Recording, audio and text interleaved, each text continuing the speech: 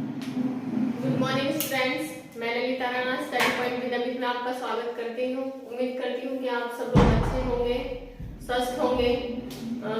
दीपावली है, इसलिए आप सभी लोगों को मेरी और मेरे चैनल की ओर से हैप्पी दीपावली।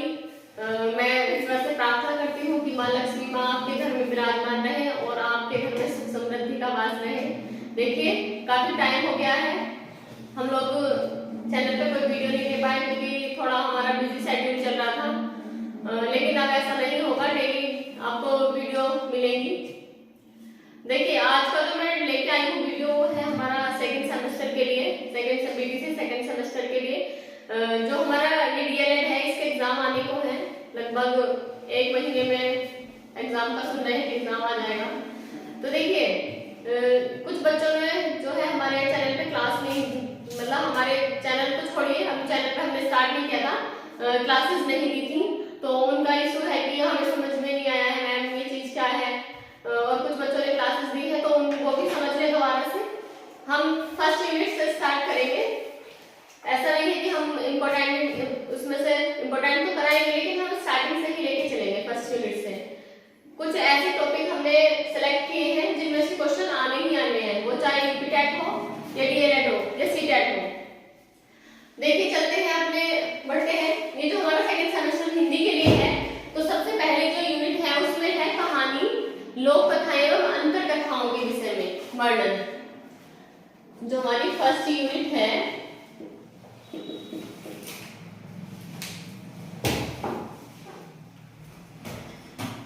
उसमें है कहानी, लोक कथा एवं अंतर कथाओं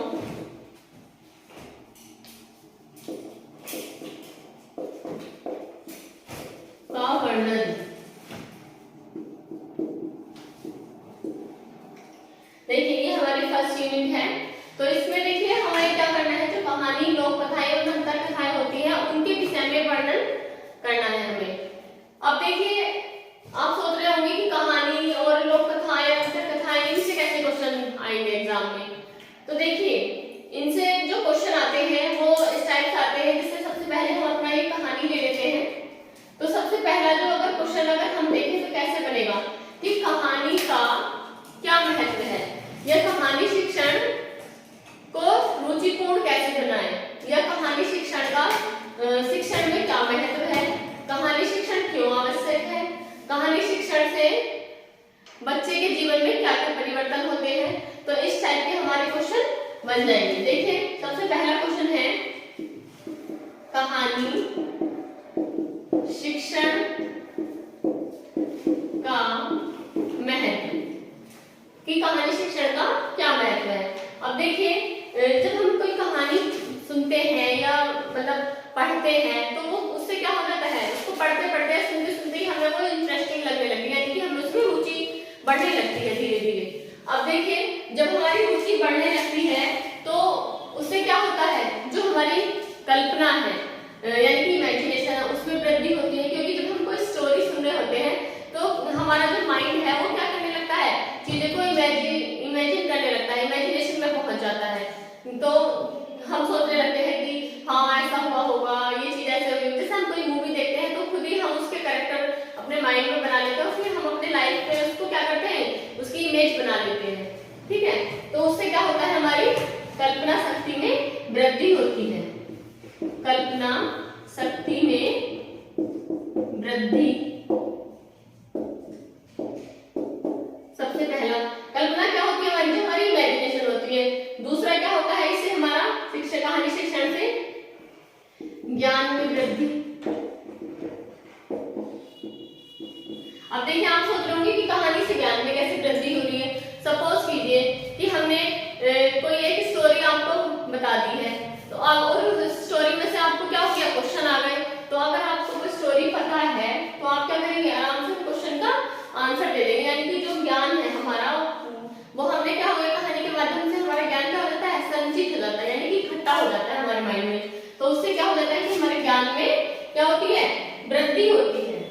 ठीक है, और आगे हमारा एक पॉइंट और होता है कि जो कहानी शिक्षण है वो क्या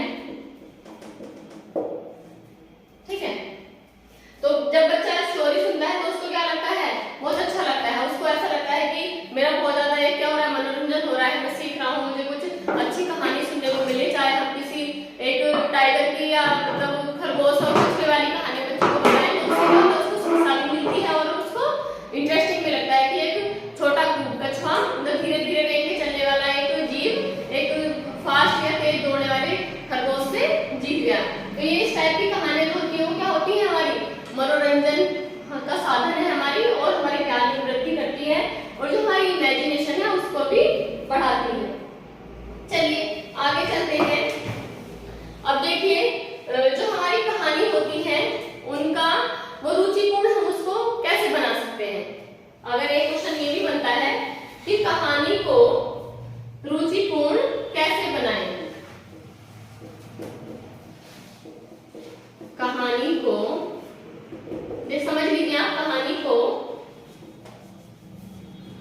चलिए मैं लिख देती हूँ, कहानी को रुचिपूर्ण कैसे बनाएं।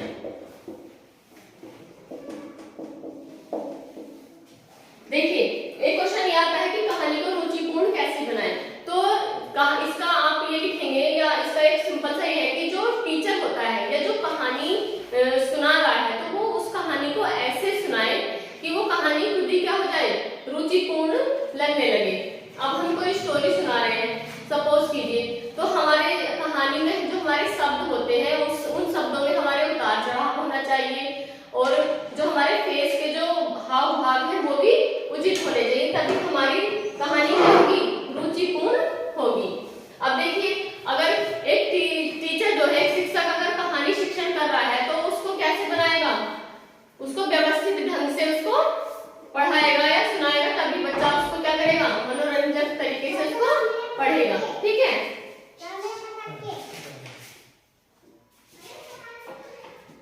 अब देखिए जब बच्चा कहानी सुनता है तो उसको क्या लगता है कि वो अपने जीवन की झलक उस कहानी में देखने लगता है। क्या होता है, अपने जीवन की झलक कहानी में देखने लगता है। अब देखिए कैसे देखने लगता है।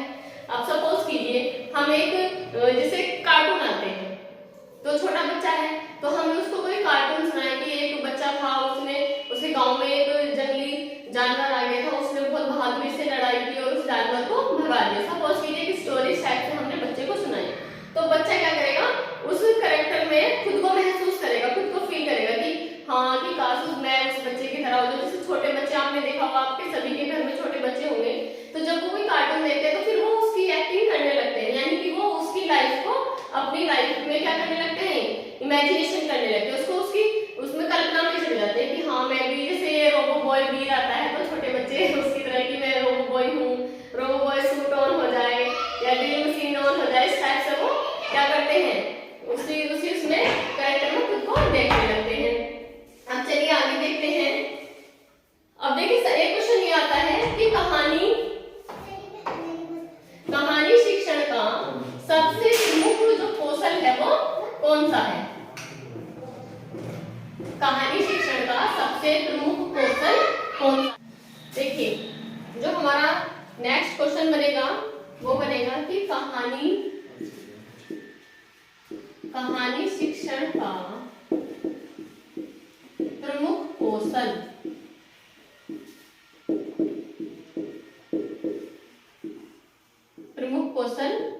क्या होता है या क्या होना चाहिए।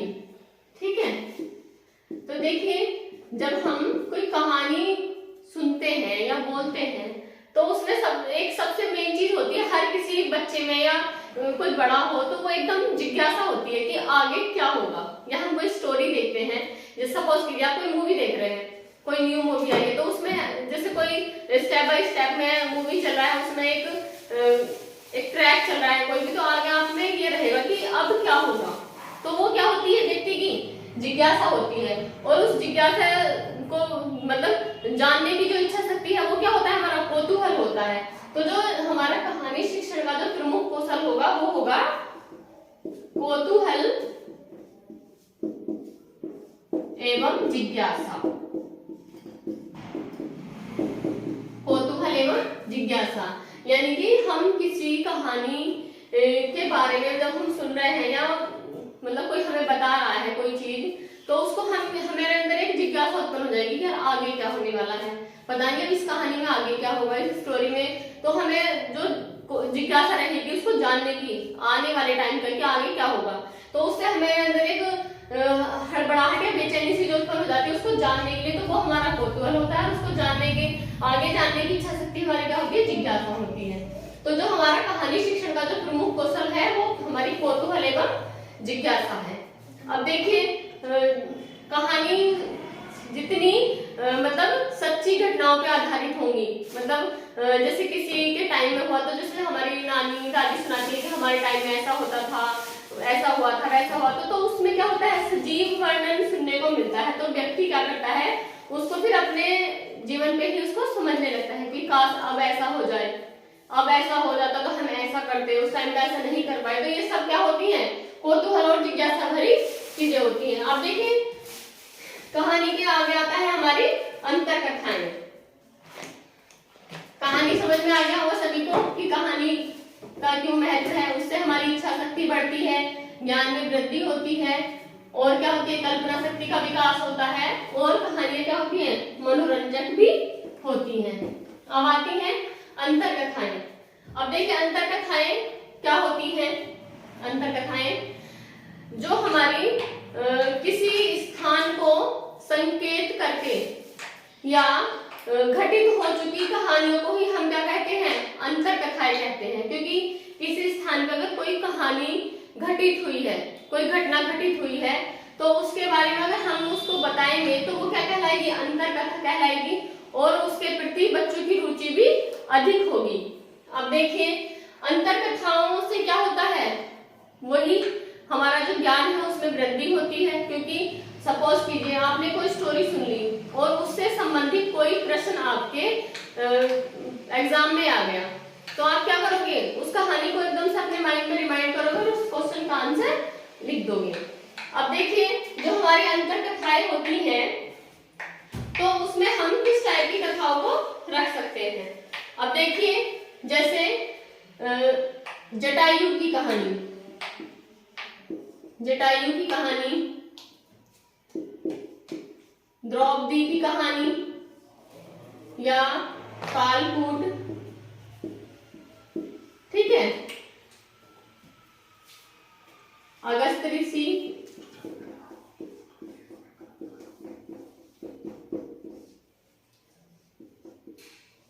अनुसुईया,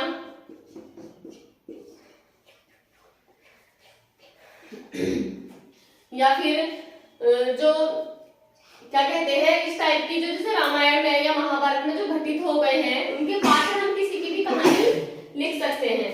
जैसे अहिल्या हो गई, या फिर प्रहलाद हो गया, या ध्रुव हो गया, ठीक है, ये सब कहानियां हमारी अंतर कथाएं कहलाएंगी।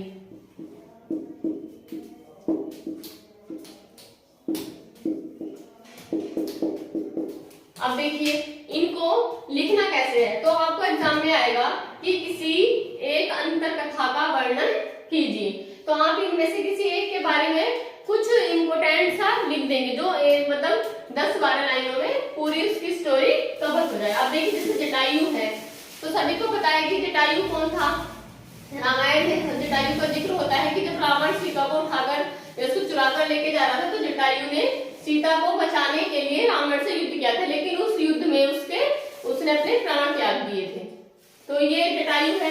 द्रौपदी आपको पता है पंचाल नरेश की पुत्री थी, तो ये अग्नि से उत्पन्न हुई थी, पांचाली नाम दिया गया था, और जो हस्तिनापुर के जो पांडु के पुत्र थे उनसे इसका विवाह होता है। इस टाइप से आप सभी थोड़ी थोड़ी स्टोरियों को अपने माध्यम से इसको एक्सप्लेन कर सकते हैं। तो ये हमारी क्या है, अंतर कथाएं हैं। लेकिन इनका क्या है, अगर आप इनको एक बार पढ़ लोगे या किसी के मुंह से सुन लोगे, तब भी इन अंतर कथाओं का ज्ञान आपको हो जाएगा, और आसानी से आप इसको एग्जाम में इसको लिख सकते हैं। चलिए आगे आता है आपका श्रवण कौशल। अब देखिए ये श्रवण कौशल जो है, ये कहानी और अंतर कथाएं लोक कथाओं में सबसे महत्वपूर्ण एक कौशल है, श्रवण कौशल। इसके बिना हमारा जो कहानी है, लोक कथा, अंतर कथाएं, वो सब विफल है, मतलब कोई भी हमारी यूजफुल नहीं है। तो जो हमारा श्रवण कौशल है, श्रवण कौशल आपको पता है क्या होता है, सुनना, ठीक है। तो श्रवण कौशल जो है,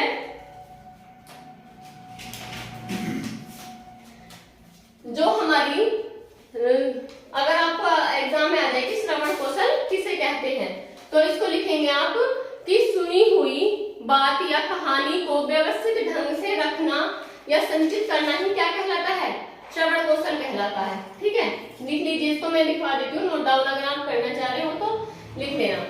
ठीक है, सुनी हुई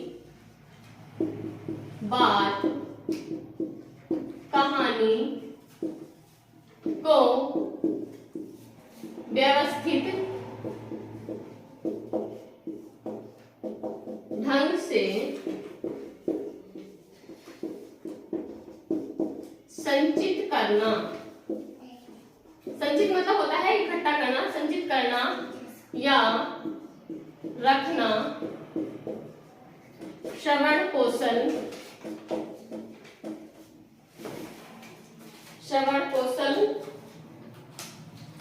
कहलाता है।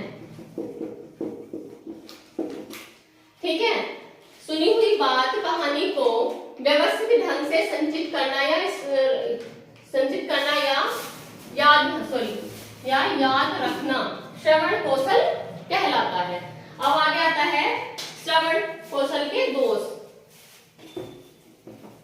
अब देखिए, अगर व्यक्ति ठीक से सुनेगा नहीं किसी चीज को या कहानी को या किसी भी बात को, तो उससे क्या हो जाएगा, उससे उसका अर्थ व्यवस्थित ढंग से नहीं निकाल पाएगा, या उसकी मेमोरी में वो चीज नहीं रहेगी, उससे कोई दोबारा उस चीज को पूछेगा तो वो उसको नहीं बता पाएगा।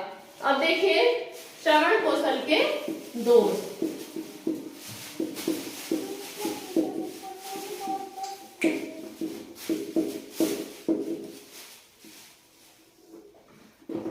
श्रवण कौशल के दोष,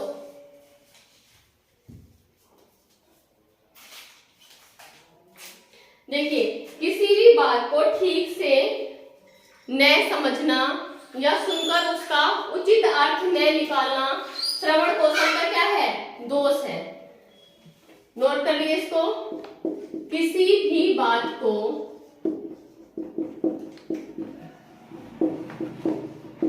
ठीक से न सुनना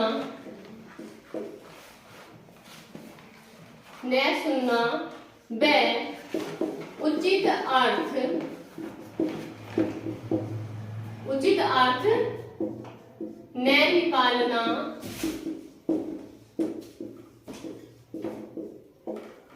न निकालना ही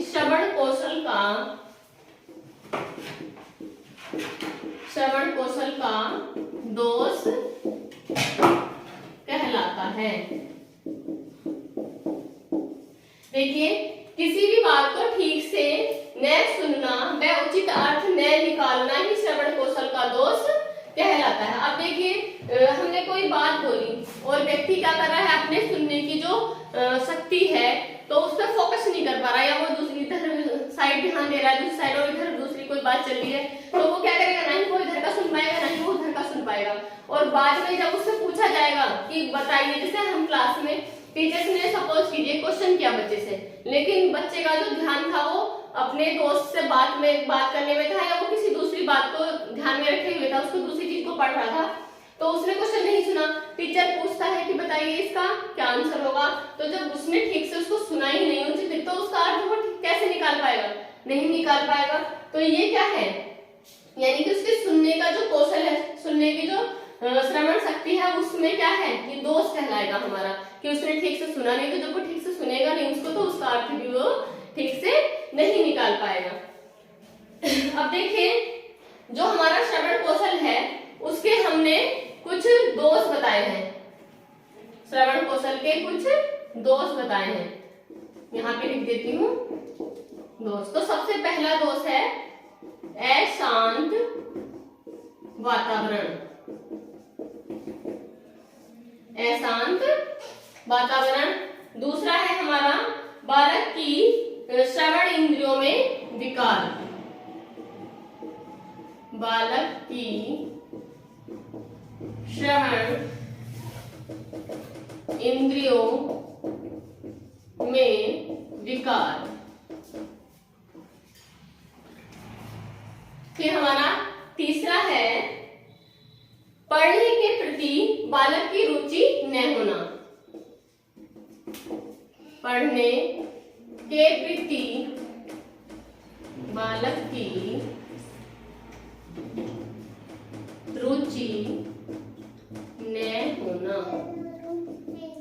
देखिए ये जो है हमारे श्रवण कौशल के दोष हो गए। सबसे पहला है अशांत वातावरण। अब देखिए अगर बाहर बहुत ज्यादा शोर हो रहा है, इधर उधर से आवाजें आ रही हैं, तो बच्चा क्या करेगा? सुन पाएगा? ठीक से नहीं सुन पाएगा। उसके आसपास वो सुनने की कोशिश करेगा तो बाहर की चीजें ज्यादा, करीब गाड़ियों का शोर आ रहा है, बाहर से म्यूजिक की आवाज आ रही है, या लोगों के बोलने की शोरगुल की आवाज आ रही है, तो उसमें वो अपने श्रवण पे क्या सुनने पे क्या करेगा? फोकस नहीं कर पाएगा। तो अशांत वातावरण भी क्या है? सबसे बड़ा दोष है किसका? श्रवण कौशल का।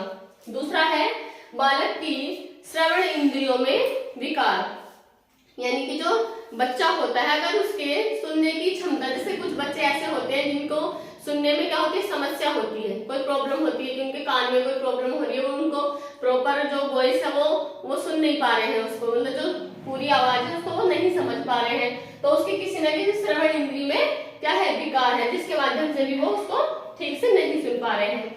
आगे है पढ़ने के प्रति बालक की रुचि न होना। पढ़ने के प्रति बालक की रुचि न होना, यदि किसी बच्चे की पढ़ाई में रुचि ही नहीं होगी तो वो क्या करेगा? उस चीज को नहीं सुनेगा, उस पर फोकस नहीं करेगा और अपना अच्छे से ध्यान उसको नहीं दे पाएगा। टीचर क्या कर रहा है? पढ़ा रहा है और बच्चा पीछे बैठा हुआ क्या कर रहा है? अपनी ही धुन में, वो अपनी मटर गश्ती में है, उसको नहीं समझना कि टीचर क्या पढ़ा रहा है, तो यानी कि उसकी क्या है? रुचि नहीं है पढ़ाई में, तो इसलिए भी ये क्या है? श्रवण का दोष है। चलिए आगे चलते हैं।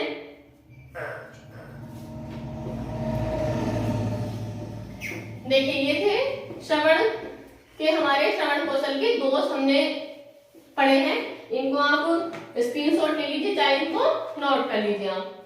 चलिए आगे चलते हैं। अब देखिए ये हमने क्या पढ़े? श्रवण कौशल के दोष है, और अगर हम इसमें उपाय अगर इसके ढूंढने लगे, लाभ कह लीजिए श्रवण कौशल के लाभ यहाँ पे मैं बता देती हूँ, तो इनका क्या करेंगे? हम उल्टा कर देंगे कि वातावरण कैसा होना चाहिए? शांत होना चाहिए। सबसे पहला शांत वातावरण, ठीक है, इनका उल्टा कर देंगे हम। बालक की श्रवण इंद्रियों में क्या होना चाहिए? विकार नहीं होना चाहिए, है ना। तीसरा है पढ़ने के प्रति बालक की रुचि होनी चाहिए। दूसरा देख लीजिए, बालक की श्रवण इंद्रियां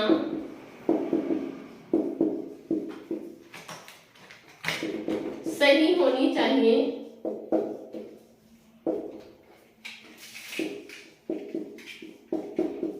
तीसरा है हमारा पढ़ने के प्रति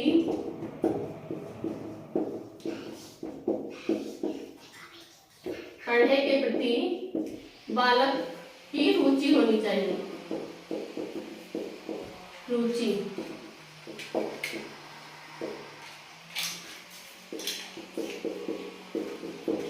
देखिए ये इसके लाभ है। अगर हम उसको, ये दोष थे, अगर हम उसका लाभ मतलब बच्चा उठाना चाहेगा तो इसका क्या करेंगे? हम उल्टा कर देंगे कि वातावरण कैसा होना चाहिए? शांत। जितना शांत वातावरण रहेगा उतनी ही आवाज टीचर की स्पष्ट जाएगी, पूरी क्लास में पीछे तक आवाज जाएगी, चाहे कितने ही छात्र इकट्ठा हो तो प्रॉपर आवाज जाएगी, तो उसको ठीक से समझ पाएंगे। बालक की जो सुनने की जो इंद्रियां हैं वो सही होनी चाहिए, क्योंकि अगर बच्चे को कोई प्रॉब्लम है किसी इंद्रिय में तो वो उसको क्या करेगा? समझ नहीं पाएगा, ठीक से उसको नहीं सुन पाएगा। और सबसे इम्पोर्टेंट बात है कि अगर बच्चे की रुचि होगी तो वो क्या करेगा? जो बच्चे की रुचि है तो वो चाहे कितनी भी, कोई बच्चा नहीं पढ़ना चाह रहा या वो अकेला पढ़ रहा है, वो उसको क्या करेगा? उसको सुनने की कोशिश करेगा, उसका जो फोकस रहेगा वो टीचर की कही हुई बात पे ही रहेगा। इसका स्क्रीनशॉट ले लीजिए या इसको आप नोट कर लीजिए। अब देखिए आगे चलते हैं हम। स्मृति, देखिए एक क्वेश्चन आता है, स्मृति क्या होती है या स्मृति किसे कहते हैं? तो देखिए जो हमारी स्मृति है वो है हमारी क्या? मेमोरी कह लीजिए या याद कह लीजिए, यादें कह लीजिए, तो ये हमारी क्या होती है? स्मृति होती है। स्मृति, तो तो स्मृति को हम क्या कहेंगे, याद भी कह सकते हैं। ठीक है, तो देखिए स्मृति के यानी कि जो हमारी याद है, स्मृति है, उसके वुडवर्थ ने उसके 4 स्टेप बताए हैं। किसने बताए हैं? वुडवर्थ ने। वुडवर्थ ने 4 भाग बताए हैं। किसके? स्मृति के। किसने बताए हैं? वुडवर्थ ने। तो सबसे पहला जो है वो है सीखना। सबसे पहला है सीखना। दूसरा है सीखी हुई बात को मन में संचित करना। सीखी हुई बात को मन में संचित करना या धारणा भी हम इसको कह सकते हैं। आगे है हमारा पुनः याद करना। पुनः याद करना। और चौथा है हमारा 2 नंबर पहचानना। देखिए, तो ये हमारे 4 भाग किसके बताए हैं? स्मृति के बताए हैं। किसने बताए हैं? वुडवर्थ ने बताए हैं। क्वेश्चन बनता है कि वुडवर्थ ने स्मृति के कौन कौन से भाग या मतलब कितने उसके भागों में उसको बांटा है वुडवर्थ ने। तो आप बताएंगे कितने भागों में? हम 4 भागों में बांटा है। कौन कौन से? सीखना, सीखी हुई बात को संचित करना या पुनः उसको क्या करना, याद करना, और नंबर 4 है पहचानना। इसमें आप सीखने के बाद एक धारणा भी आ सकती है। सीखी हुई बात को मन में संचित रखना, ये मैंने इसलिए लिखवाया है ताकि आपको अच्छे से समझ में आ जाए। वरना या आपको अगर आप कहीं भी देखेंगे बुक में या ऑनलाइन सर्च करेंगे तो आपको ये वाले ये मिलेंगे, ये चारों, ये वाला नहीं मिलेगा। ये धारणा जो है, धारणा मिलेगा आपको, लेकिन ये धारणा का मतलब है सीखी हुई बात को मन में संचित रखना, इसलिए मैंने इसको डिफाइन करके लिखा है। तो ये किसने दिए हैं? हमारे वुडवर्थ ने दिए हैं। किसके? स्मृति के। अब देखिए हम क्या है, सीखना क्या है? जब हम किसी चीज को, सपोज कीजिए हमने कोई चीज सीख ली, प्रैक्टिकली हम ज्यादा चीजें सीख जाते हैं। सपोज कीजिए किसी बच्चे को A फॉर एप्पल बनाना या A से अनार बनाना नहीं आ रहा, तो उसको बार बार क्या करता है टीचर, नए नए तरीकों से उसको सिखाएगा। वो उसको क्या करेगा, सीख लेगा। तो उस सीखी हुई बात को क्या करेगा, वो धारण करेगा, खुद के ऊपर क्या करेगा, अप्लाई करेगा। तो उसको क्या कर लेगा, वो उसको संचित करके अपने मन में रख लेगा। यानी कि अगर जब नेक्स्ट टाइम टीचर उससे बोलेगा कि ये चीज आप करो, तो जब उसके मन में वो उसको याद हो गई है, उसको उसने संचित कर लिया, तो नेक्स्ट टाइम उसको अच्छे से बना लेगा। तो ये उसने संचित कर लिया। फिर नेक्स्ट स्टेप आएगा पुनः याद करना।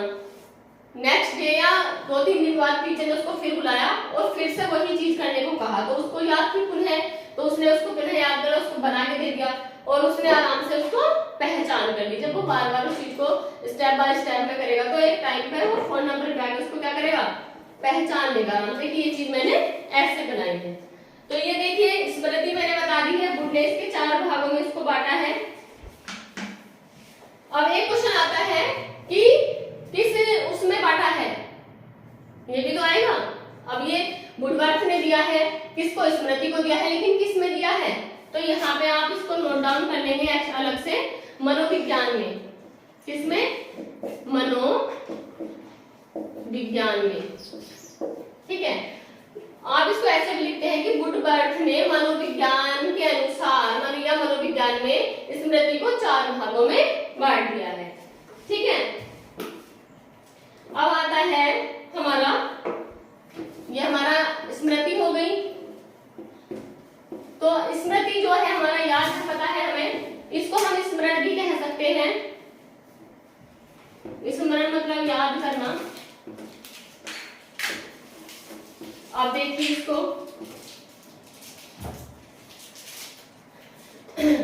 तो हमारा जो स्मृति है इसको हम क्या कहते हैं, स्मरण भी कहते हैं, याद भी हम इसको कहते हैं। ये सब हो गया, ठीक है, एग्जाम में पूछ सकते हैं। फिर एक क्वेश्चन आता है, इस स्मृति, स्मरण या याद, ये इन तीनों का आ जाएगा, इसकी विधियां पूछ लेगा आपसे। एग्जाम में। ठीक है, जरूरी नहीं है कि स्मृति की विधियां बताइए, या ये भी पूछ सकता है कि स्मरण की विधियां बताइए, या याद करने की कौन कौन सी विधि है, ये भी पूछ सकता है। यानी कि इन तीनों को इस क्वेश्चन में वो पूछ सकता है। किसमें? विधियों में। तो सबसे पहली विधि है इसकी, जो सबसे पहली है पूर्ण विधि। देखिए, जो सबसे पहली विधि है पूर्ण विधि, दूसरी है हमारी खंड विधि, दूसरी हमारी है खंड विधि, तीसरी है हमारी मिश्रित विधि, मिश्रित विधि, और हमारी जो 4 नंबर है वो है हमारी प्रगतिशील विधि। ठीक है,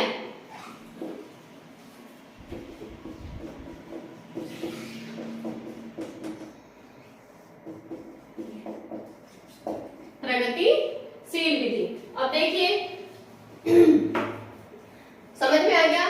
स्मरण की विधियां बताइए या याद करने की कौन कौन सी विधियां हैं, स्मृति की कौन कौन सी विधियां हैं। तो ये चारों विधियां हैं, पूर्ण विधि, खंड विधि, मिश्रित विधि और प्रगतिशील विधि। अब देखिए, ये हो गया आपका। अब देखिए, जो हमारी ये स्मृति है, इसको हमें याद करना और स्मृति दोनों उसमें कह सकते हैं, स्मरण भी कह सकते हैं। यहां तक हो गया। उसके बाद आता है विस्मृति। अब देखिए, अब आप सोच रहे होंगे कि स्मृति तो याद करना हो गया, ये विस्मृति क्या है, तो उसका उल्टा हम कर देंगे। ठीक है, स्मृति का हमारा याद करना और विस्मृति हमारा याद न रखना। विस्मृति का मतलब है याद न रखना या याद न रख पाना। अब देखिए, इसमें विस्मृति की हम परिभाषा पूछ लेते हैं एग्जाम में कि विस्मृति की परिभाषा बताइए। परिभाषा या इसका अर्थ पूछ लेते हैं कि विस्मृति का क्या अर्थ है, या फिर ऐसे भी पूछ लेते हैं कि विस्मृति क्या है, किसे कहते हैं। ठीक है, आदि इस टाइप से क्वेश्चन हमारे बन जाएंगे। तो देखिए, जो विस्मृति है उसका मैंने बता दिया है कि किसी भी बात को अधिक समय तक याद न रखना या संचित करके न रख पाना ही हमारा क्या कहलाता है, विस्मृति कहलाता है। मैं यहाँ पे लिख देती हूँ, किसी भी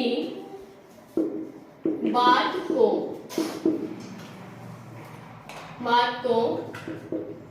अधिक समय तक याद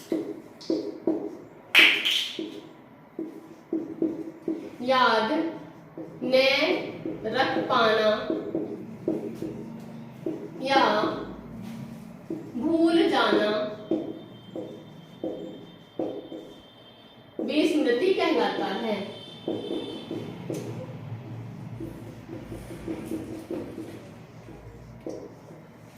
देखिए, किसी भी बात को अधिक समय तक याद न रख पाना या भूल जाना विस्मृति कहलाता है। ये हमारा हो गया किसका, विस्मृति का अर्थ हो गया।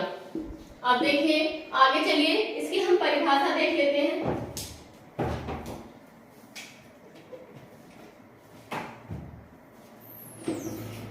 इसको स्क्रीनशॉट ले लीजिए और इसको याद कर लेना। वैसे बहुत इजी है, लेकिन इस यूनिट से क्वेश्चन जरूर एक तो क्वेश्चन आपके आ जाते हैं।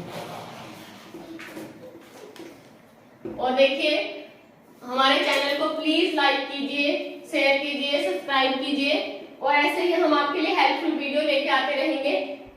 अब देखते हैं हम परिभाषा। तो सबसे पहली परिभाषा है वुडवर्थ की। वुडवर्थ के अनुसार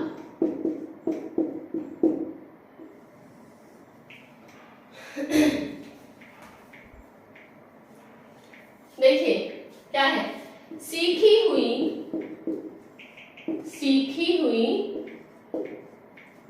वस्तु का सीधा उपयोग, सीखी हुई वस्तु का सीधा उपयोग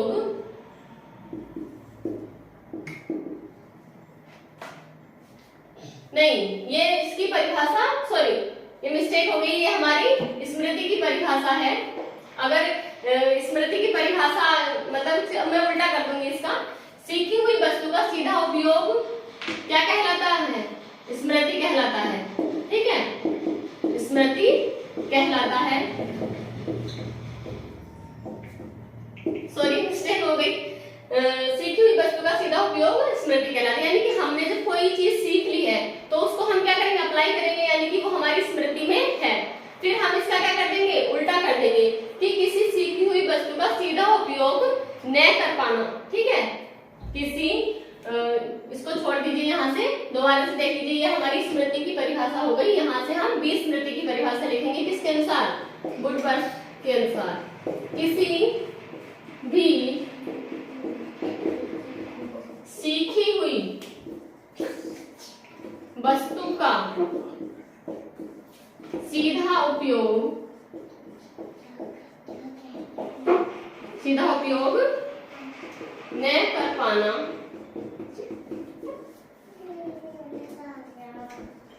विस्मृति कहलाता है।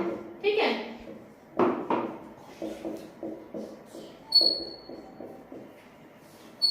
देखिए सिंपल है। अगर हम किसी सीखी हुई वस्तु का उपयोग कर रहे हैं तो वो हमारी स्मृति है, और अगर उसका उपयोग हम नहीं कर पा रहे तो वो हमारा विस्मृति है। अब देखिए, ये आपकी फर्स्ट यूनिट थी, मैंने फर्स्ट यूनिट आपकी कंप्लीट करा दी है। तो इसमें मैंने इंपोर्टेंट जो था वही पढ़ाया है। जिन्होंने क्लास नहीं दी उनके लिए भी, जिन्होंने दी उनको और अच्छे से समझ में आ जाएगा। और अगर कोई चीज आपको समझ में नहीं आ रही तो प्लीज हमें कमेंट करके बताइए कि ये चीज हमें नहीं समझ आ रही है, हम आपको उसके लिए कुछ ना कुछ जरूर हेल्प करेंगे। प्लीज हमारे चैनल को लाइक